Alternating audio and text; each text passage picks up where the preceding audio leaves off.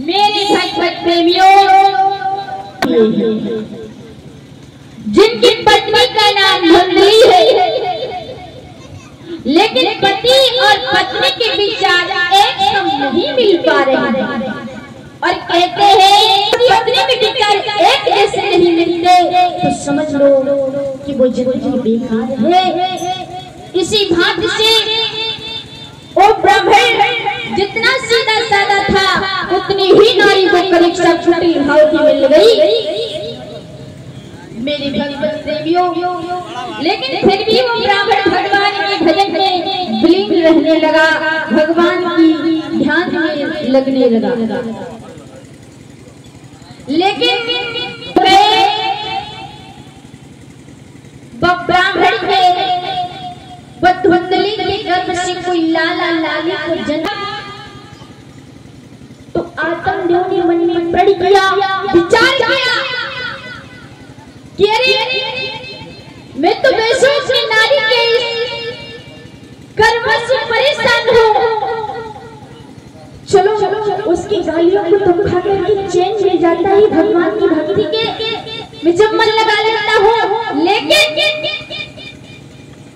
नारी के गर्भ से, मेरी पत्नी की गर्भ से कोई संतान ने भी जन्म नहीं लिया। और मैंने सुना है कि जो प्राणी अपने जीवन में संतान की प्राप्ति नहीं पाते वो स्वयं नरक हो जाते हैं। अपना जाए तो जाए, स्वयं पुरुषों को भी जाना पड़ता है। नहीं, मैं ऐसा नहीं होने दूंगी, मैं अपने प्राणों की बलि दूंगा।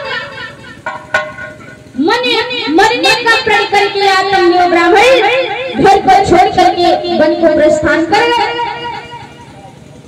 मरने के लिए सरिता नदी तालाब ढूंढने लगे। मैं जब मर जाऊंगा तो सब चिंता मिट जाएगा, लेकिन जब मरने के लिए एक कुएं में गिरना चाहे तो भगवान की लीला अपार है। हुआ क्या?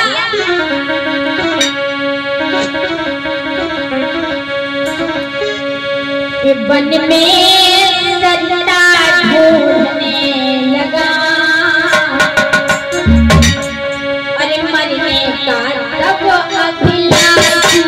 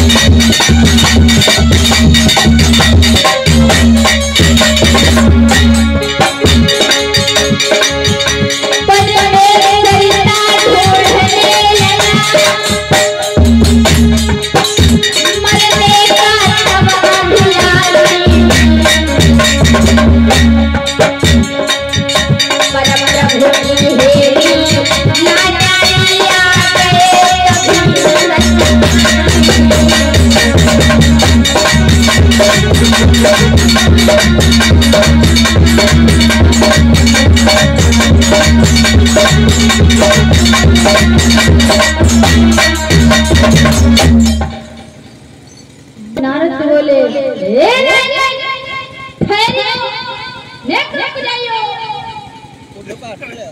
आत्मदेव ब्राह्मण ने जब मोड़ करके देखा तो ब्रह्मा ने पुत्र नारद को पाया।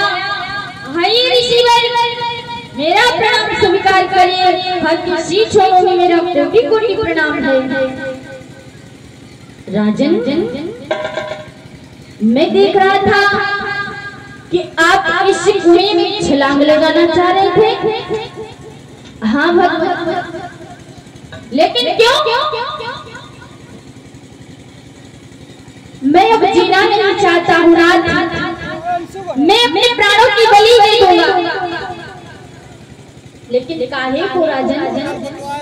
अरे लोग तो जीना चाहते हैं, तुम पे कौन ऐसी आपत्ति आ पड़ी है जो तुम मरना चाह रहे हो? बोले कुछ ऐसी ही बड़ी आपत्ति है क्या? पुत्र या पुत्री का जन्म नहीं हुआ, और मैंने सुना है जो प्राणी अपने जीवन में पुत्र की प्राप्ति नहीं पाते वो स्वयं नरक की भागी होती। इतने वचन समेत नारद मुनि बोले राजन, ये तो तुम्हारा भरम है।